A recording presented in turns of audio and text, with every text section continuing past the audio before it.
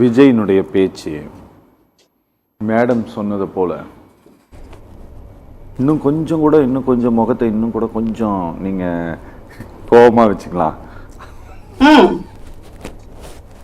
அப்படின்ட்டு பிராக்டிஸ் எடுத்துட்டு வந்துட்டு பேசுன மாதிரி இருக்குன்ட்டு மேடம் சொல்றாங்கல்ல. அவங்களுக்கு விஜய்க்கு இருக்கக்கூடிய ஆதரவை பார்த்து பொறாமையில் இப்படி சார்ஜ் பண்றாங்களா? முதலாவதாக சத்தியம் டிவி நிர்வாகத்துக்கும் இருக்கக்கூடிய பங்கேற்பாளர்கள் மற்றும் அனைத்து தமிழ் இந்திய நெஞ்சங்களுக்கும் என்னுடைய 77வது குடியரசு தின நல்வாழ்த்துக்களை தெரிவிச்சுக்கிறேன். மிக முக்கியமான தருணத்தில் இந்த தலைப்பு கொடுத்துருக்கீங்க, மிக முக்கியமான நாளில் கொடுத்துருக்கீங்க. சரி, குடியரசு அப்படிங்கிற அந்த வார்த்தையை கேலிக்கு உள்ளாக்குகின்ற வகையில் கடந்த 50-60 ஆண்டுகால இந்திய அரசியல் வரலாற்றில் தமிழகத்தில், குறிப்பாக தமிழகத்தில் சற்றேறக்கூடிய ஒரு 20 ஆண்டுகளா மிகப்பெரிய அளவில் ஊழல் மலிந்து குடியரசுனா என்ன சார்?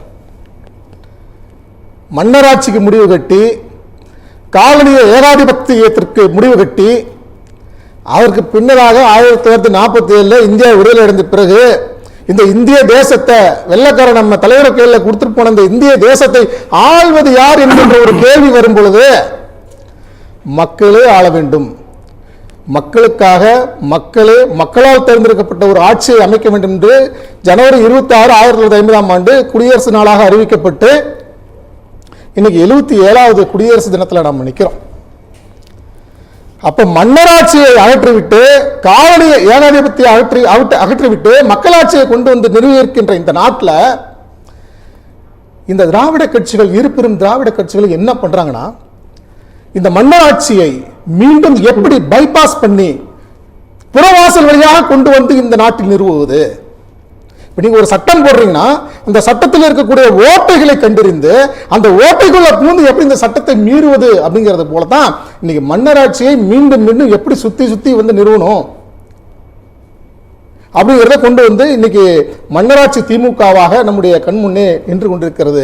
மிகப்பெரிய மன்னராட்சிக்கு உதாரணமாக அப்பனுக்கு பின் பிள்ளை, பிள்ளைக்கு பின் பேரன், பேரனுக்கு பின்பு கொள்ளு பேரன் என்கின்ற அந்த ஒரு மாபெரும் குடியரசு சித்தாந்தத்திற்கு அச்சுறுத்தலை விடுக்கக்கூடிய ஒரு மிகப்பெரிய ஒரு சவாலை இந்த திராவிட கட்சிகள் இங்கே கொண்டு வந்து நிறுவி கொண்டிருக்கின்றன. அதற்கு மாற்றாகத்தான் இன்று தமிழக வெற்றி கழகத்தின் தலைவர் அவர்கள் மக்களுக்கு ஊழலற்ற ஆட்சி, நேர்மையான நிர்வாகம் என்பதை கொண்டு வந்து சேர்க்க வேண்டும் என்கின்ற ஒரு உன்னத நோக்கத்தில் வந்து கொண்டிருக்கிறார். இது எதிர்ப்பு வரும். ஏன்னு கேட்டீங்கன்னா, இவங்கெல்லாம் ஊழல் பெருச்சாளிகள். காலங்காலமாக தன்னுடைய குடும்பத்தை, அதாவது கருணாநிதி அவர்கள் ரயிலில் வரும்பொழுது என்னத்தை கொண்டு வந்தாருன்னு நமக்கு தெரியாது. ஆனால் இன்னைக்கு மக்கள் பணி செய்து அவர் குடும்பம் வாழ்ந்து கொண்டிருக்கிறது என்றால் இன்று உலக பணக்காரர்கள் வரிசையில் இவர்கள் எப்படி வந்தார்கள்? ஊழல் இல்லை. ஒரு சகோதரர் கேட்கிறாரு, மனசாட்சி எல்லாம் கேட்கிறாரு. ஊழல் அவருக்கு அவ்வளவு சொத்து இருக்கு சார்.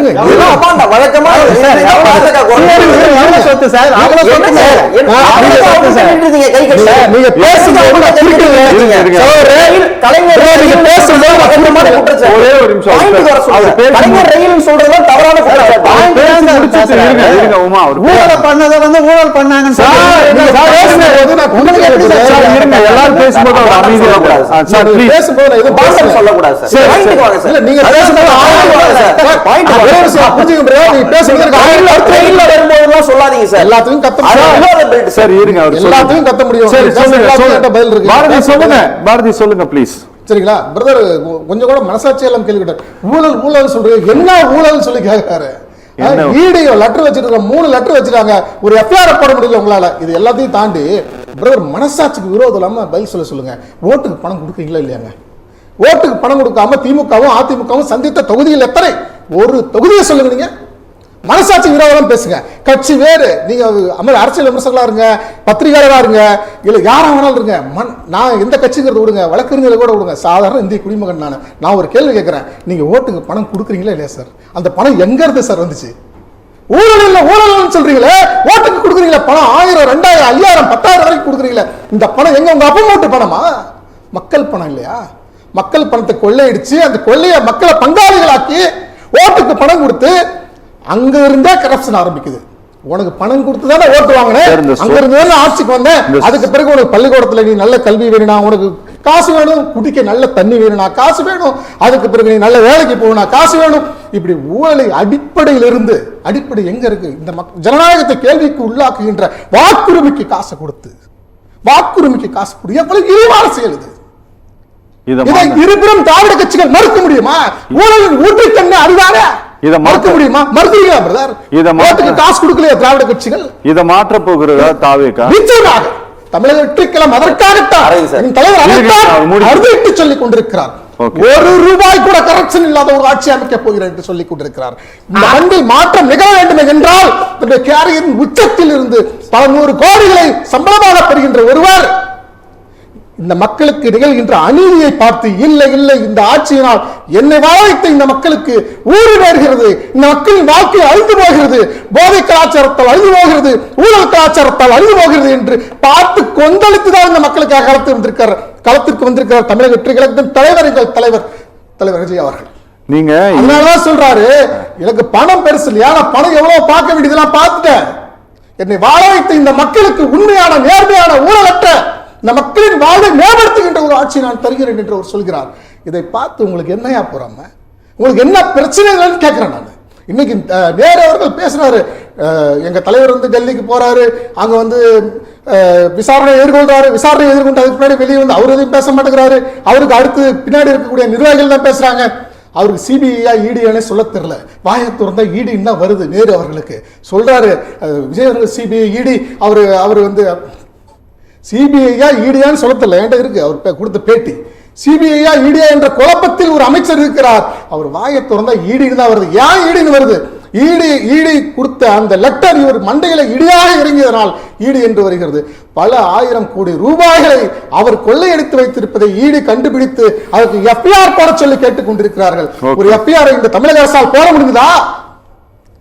ஈடி வந்து 2025 ஏப்ரல்ல இருந்து பாரதி என்ன 3 லெட்டர் வச்சிட்டாங்க சார். பாரதி இந்த பத்திரிகை அறிக்கை கொடுத்துட்டாங்க சார். பாரதி நான் ஒண்ணு சொல்றேன் பாருங்க, 2014ல மேடம் ஜெயலலிதாக்கு கன்விக்ஷன் கொடுக்குறாங்க. 2014 September R October month conviction கொடுக்குறாங்க. கரெக்டா?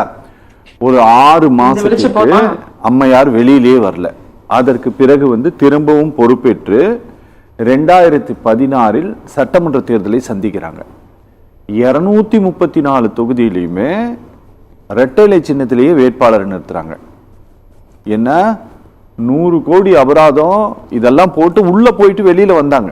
வந்த பிறகு நான் சொல்றேன், தேர்தலை சந்திக்கிறாங்க, ஜெயிச்சாங்க. இதே குற்றச்சாட்டுக்களை மேடம் மேல வச்சாங்க. ஜனங்க மத்தியில எடுபடல. மக்களுக்கு வேற வழி இல்ல. இல்ல மக்களுக்கு வேற வழி இல்ல. அன்னைக்கு எடுபடல. இனிப்பு இல்ல ஊருக்கு அது போல இனிப்பு சக்கரை என்பது போல இந்த ஊழலுக்கு இந்த ஊழல் பரவாயில்ல. இன்னைக்கு நீங்க ஆல்டர்னேட்டிவ் நீங்க மாற்றாதான் வந்திருக்குன்னு சொல்றோம். அப்படி சொல்லுங்க. அதற்கு மாற்றாகத்தான் தமிழக வெற்றி கழகம் வந்திருக்குன்னு சொல்றோம். ஓகே.